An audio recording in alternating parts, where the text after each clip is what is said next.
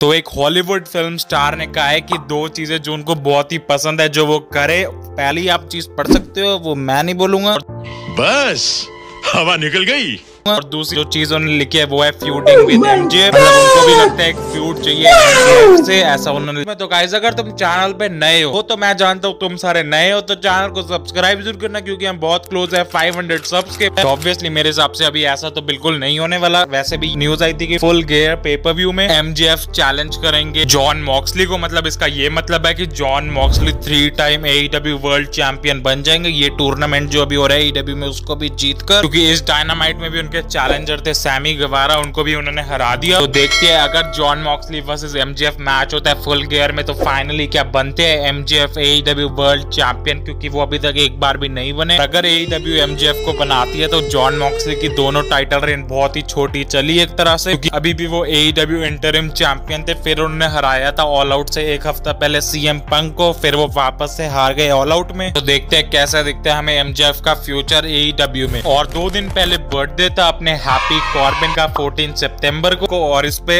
Reply आया MJF का। उन्होंने लिखा है हैप्पी बर्थडे बिग मैन। तो देखते हैं, अभी भी पहले थोड़ा टाइम पहले एमजेएफ ने पोस्ट डाली थी जिस पे उन्होंने लिखा था एक्नॉलेज मी का एक तरह से इमोजी, और उसके बाद उन्होंने प्रमोट करी थी AEW का शो। और अब देखते हैं क्या ऐसा भी हमें फिर से कुछ एमजेएफ करते हुए दिखते हैं फ्यूचर में कि नहीं, क्योंकि जो भी कोई अटेंशन तो मिल गई थी उस चीज को, क्योंकि एक्नॉलेज मी रोमन रेंस का जो टॉप स्टार है अभी पूरे प्रोफेशनल रेसलिंग इंडस्ट्री में। और ये भी लगता है कि अब फिन बैलर शायद से फिर से जा सकते हैं वापस से NXT में, क्योंकि थोड़े दिन पहले उन्होंने ट्विटर पे पोस्ट डाली थी, कांग्रेट्स करा था उन्होंने WWE NXT 2.0 को एक फैंटास्टिक ईयर के लिए। मतलब 1 साल हो गया था उस ब्लैक एंड गोल्ड NXT से इस रंग बिरंगी NXT में। और फिर उन्होंने कहा कि तुम्हें प्राउड होने की कोई जरूरत नहीं है और इतना भी कंफर्टेबल मत होना, क्योंकि फिन बैलर फार नहीं है कभी भी NXT के। देखते हैं क्या फिर से वापस आते हैं फिन बैलर अपने 3rd रन के लिए। और AJ स्टाइल्स आप सबको पता होगा जिनका अभी WWE में रन तो इतना खास नहीं चल रहा, लेकिन WWE में वो आए थे 2016 रॉयल रंबल में, जो एक बहुत ही शॉकिंग था क्योंकि उससे पहले वो TNA में बहुत ही ज्यादा साल काम कर चुके और फिर वो बने थे the face that one this place SmackDown में। एक बहुत ही स्टार्ट्स निकल के सामने आया कि 11 साल AJ स्टाइल्स ने काम करा है TNA और इम्पैक्ट रेसलिंग के लिए, और WWE में अभी तक उन्हें सिर्फ 6.5 years हुए हैं। तो रेसल ऑप्स ने बताया कि AJ स्टाइल्स ज्यादा मैचेस लड़ चुकी है WWE में, वो भी 6.5 years में। जितने भी उन्होंने मैचेस लड़े थे 11 साल में TNA और इम्पैक्ट में मिलाकर, मतलब ऑलमोस्ट आधे टाइम के करियर में AJ स्टाइल्स ने ज्यादा मैचेस लड़ लिए WWE में। और एक अभी लिस्ट आई है एनुअल 500 लिस्ट, जिसपे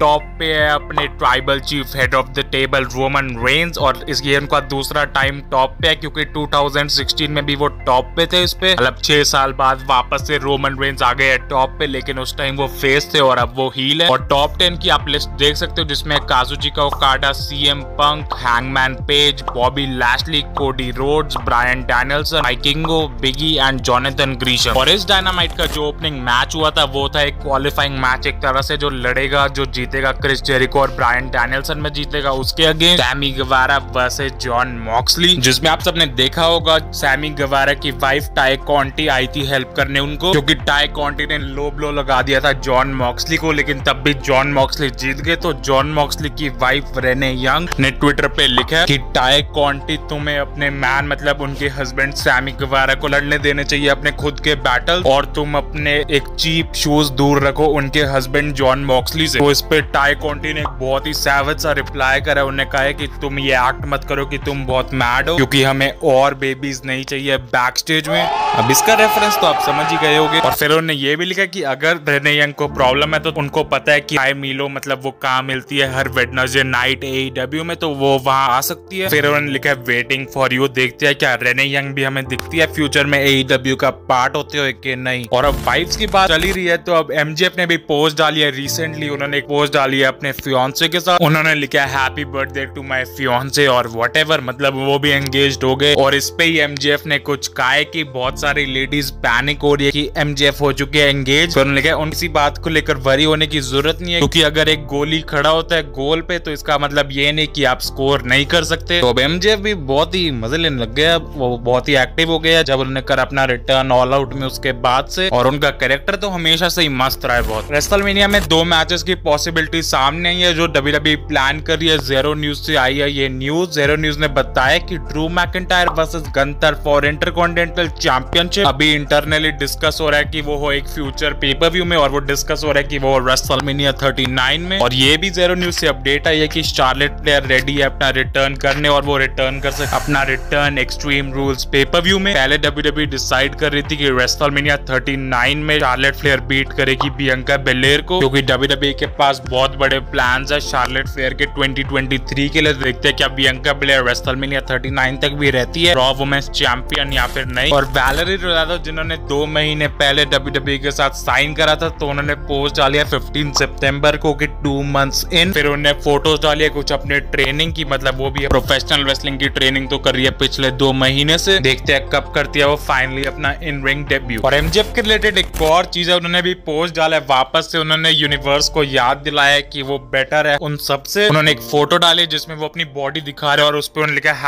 #BetterThanYou, जो वो बहुत टाइम यूज करते हैं अपने प्रोमोस। तो आप सबको ये भी पता होगा कि MJF अपने एक तरह से हर प्रोमो में WWE का रेफरेंस यूज करते हैं, जैसे उन्होंने पिछले हफ्ते करा था द गेम ट्रिपल एच का रेफरेंस। तो इस पे NoDQ.com ने एक पोस्ट डाली, उन्होंने लिखा कि फॉर्मर रेफरी जिमी ने कहा है कि AEW को नहीं लेना चाहिए WWE का रेफरेंस। पे MJF ने उन्हें ट्रोल कर दिया कि एक फॉर्मर रेफरी बताएगा द ग्रेटेस्ट वर्कर जो माइक पे MJF को उसकी जॉब, कि MJF को कैसे करनी चाहिए उनकी जॉब। तो उस पे इन्होंने एक और रेफरेंस दिया कि फॉर्मर बेल टाइम कीपर, जो मतलब जो बेल बजाता है जब मैच जीत जाते हैं, हेबर्ट पोंजारेली बताएंगे कि MJF को हेडलॉक कैसे लगाते हैं। तो ऐसे करके MJF ने उन्हें वापस से ट्रोल कर दिया। और जो है अब Mandy Rose one of the longest NXT women's champion, मतलब आपको मत सिखा, तो वो नंबर 3 पे भी आने वाली है, वो भी शार्लेट फ्लेयर को पार करके बहुत ही जल्दी, क्योंकि जबकि ये पिक्चर है तब थे 319 डेज, तो अब 321 तो पार हो चुके होंगे बड़े आराम से। वो भी कंबाइंड डेज शार्लेट फ्लेयर के 2 टाइटल रेन में इतने हैं, लेकिन मैंडी रोज के 1 टाइटल रेन में ही उनको पार कर लेंगे। और सेकंड नंबर पे है the empress of tomorrow Asuka, जिनका एक one of the longest title reign रहा था। और जो फर्स्ट नंबर पे है वो है शेना बेजलर, जिनके कंबाइंड डेज 549, जिसपे अभी बहुत ही लंबा गैप है मैंडी रोज और उनका। देखते हैं क्या मैंडी रोज शेना बेजलर को भी पार कर लेती है एज कंबाइंड डे एक ही टाइटल रेन में या फिर नहीं। और एक WWE hall of famer the rattlesnake stone cold Steve Austin बताया कि उनके हिसाब से कौन से 2 बेस्ट रेसलर्स है अभी WWE की पूरी कंपनी में। तो पहले बंदे का जो उन्होंने नाम लिया है वो उन्होंने कहा है कि वो 20 साल से सबसे बड़े ड्रॉ है WWE के लिए, वो है ब्रॉक लेसनर। और दूसरा जो है ब्रॉक लेसनर के one of the most dangerous, या जिनसे ब्रॉक लेसनर ने सबसे ज्यादा बार फेस करा है उनको, वो है रोमन रेंस। फिर उन्हें नाम लिया चाहे वो सुप्लेक्स सिटी हो या फिर ऑक्टागन, मतलब जब ब्रॉक लेसनर थे UFC में, उनके जो पूरा डिफरेंट रन रहा है, पूरी अमेजिंग हिस्ट्री रही है, वैसे किसी और की भी नहीं हो सकती, जो एक तरह से सही भी है, क्योंकि पहले वो आए थे Brock Lesnar as the next big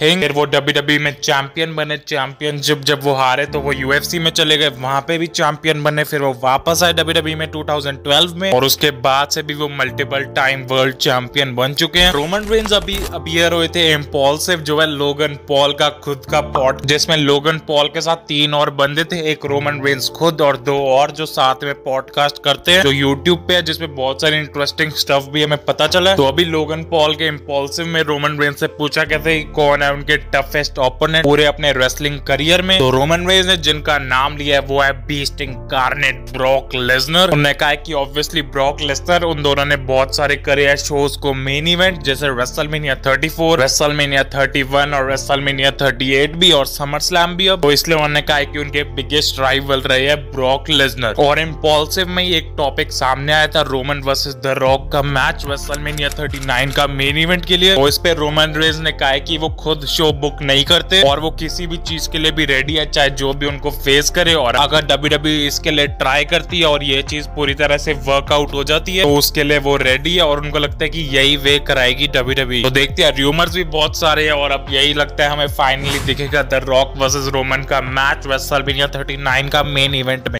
खत्म, bye bye, tata, goodbye, गया।